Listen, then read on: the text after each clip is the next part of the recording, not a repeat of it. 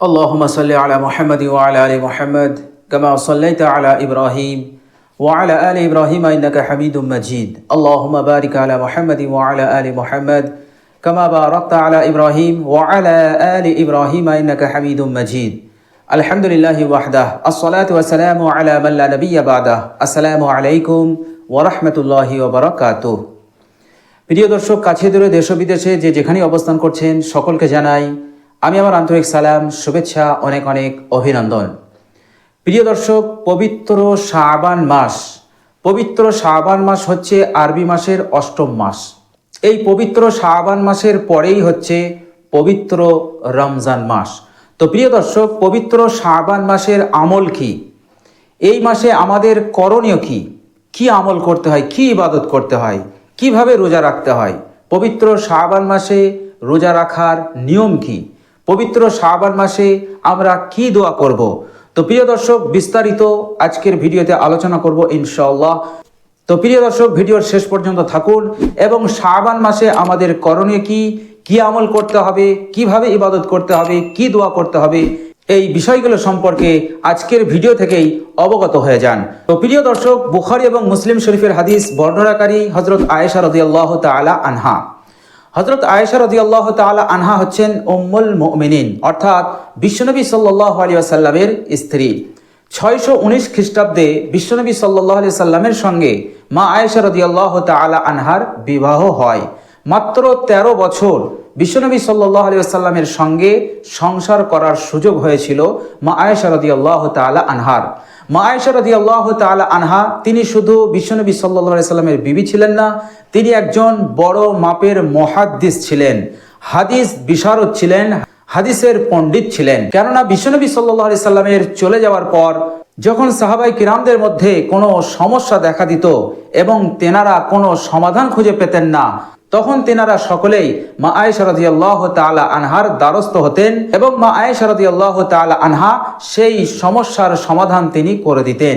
তো এত বড় মাপের তিনি মুহাদ্দিস ছিলেন হযরত মা আয়েশা রাদিয়াল্লাহু তাআলা আনহা। এবং স্বামী স্ত্রীর আভ্যন্তরীণ বিষয় সম্পর্কিত যত হাদিস আছে, এই হাদিসগুলো আমরা জানতে পেরেছি মা আয়েশা রাদিয়াল্লাহু তাআলা আনহার কাছ থেকে। তো তিনি শুধু বিশ্বনবী সাল্লাল্লাহু আলাইহি সাল্লামের বিবি ছিলেন না, তিনি একজন বড় মাপের মুহাদ্দিস ছিলেন। তো তিনি বর্ণনা করছেন, কানা রাসূলুল্লাহ সাল্লাল্লাহু আলাইহি ওয়াসাল্লাম ইয়াসুমু হাত্তা নাকুলা লা ইফতিরু।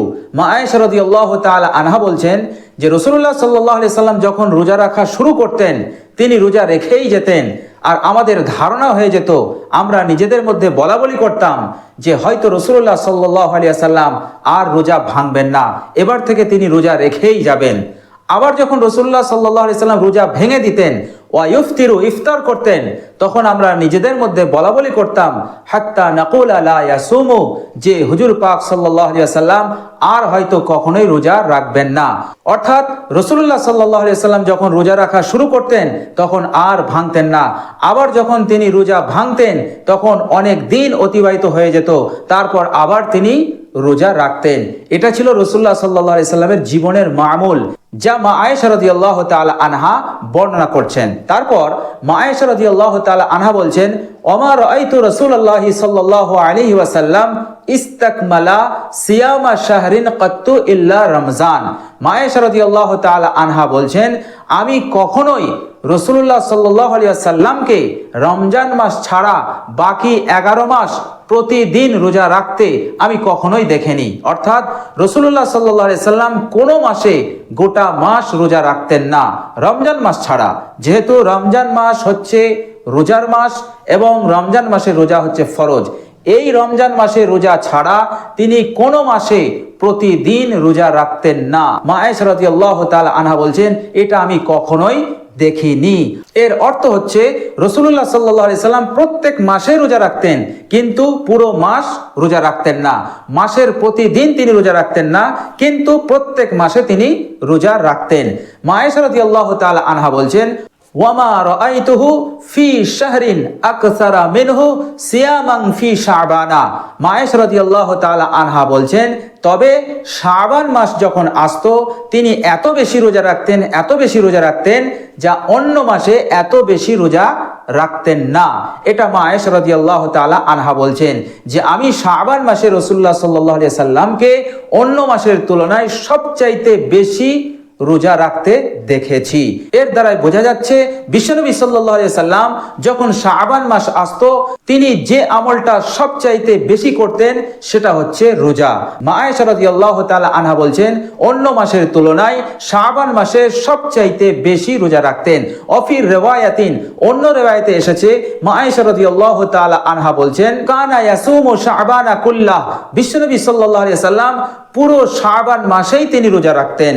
কানা ইয়াসুমু শাবানা ইল্লা কালিলা, শাবান মাসের কয়েকদিন ছাড়া তিনি পুরো মাস রোজা রাখতেন। অর্থাৎ শাবান মাসের শেষের দিকে 27, 28, 29 এই 3 দিন বাদ দিয়ে বিশ্বনবী সাল্লাল্লাহু আলাইহি ওয়াসাল্লাম পুরো শাবান মাস তিনি রোজা রাখতেন।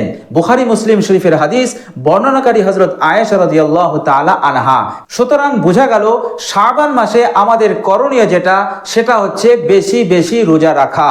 আল্লাহ সুবহানাহু ওয়া তাআলা যে আমলগুলো আমাদের উপরে ফরজ করেছেন, ওয়াজিব করেছেন, সেগুলো তো করতেই হবে। তাছাড়া বেশি বেশি যে আমলটা আমাদের করা উচিত সেটা হচ্ছে রোজা।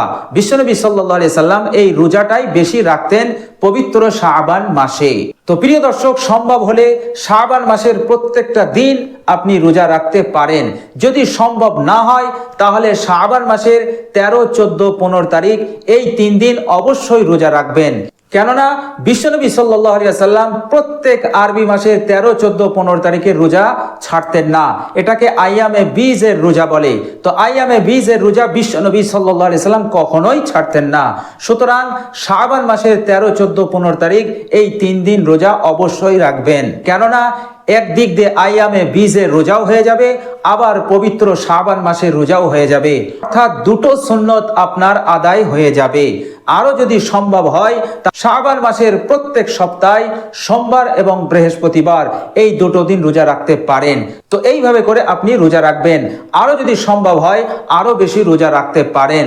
তো প্রিয় দর্শক, পবিত্র শাবান মাসে আমাদের করণীয় হচ্ছে বেশি বেশি রোজা রাখা। আর দোয়া বলতে আমরা বেশি বেশি যে দোয়াটা করব সেই দোয়াটা হচ্ছে, হে আল্লাহ, আপনি আমাদের জন্য শাবান মাসকে বরকতপূর্ণ করে দিন এবং শাবান মাসের পরেই যে রমজান মাস, সেই রমজান মাসের পবিত্র রোজা যাতে আমরা রাখতে পারি এই তৌফিক আপনি আমাদেরকে দান করুন। এর আরবি হচ্ছে আল্লাহুম্মা বারিক লানা ফি শাবানা ওয়া বাল্লিগনা রমাজান। এটা হচ্ছে আরবি দোয়া। এই দোয়াটা আপনি বেশি বেশি করতে পারেন। তো প্রিয় দর্শক, শাবান মাসে এটাই হচ্ছে আমাদের জন্য করণীয়। তো প্রিয় দর্শক, আমরা সকলেই চেষ্টা করব পবিত্র শাবান মাসে বেশি বেশি রোজা রাখা আর বেশি বেশি আল্লাহ সুবহানাহু ওয়া তাআলার দরবারে দোয়া কামনা করা।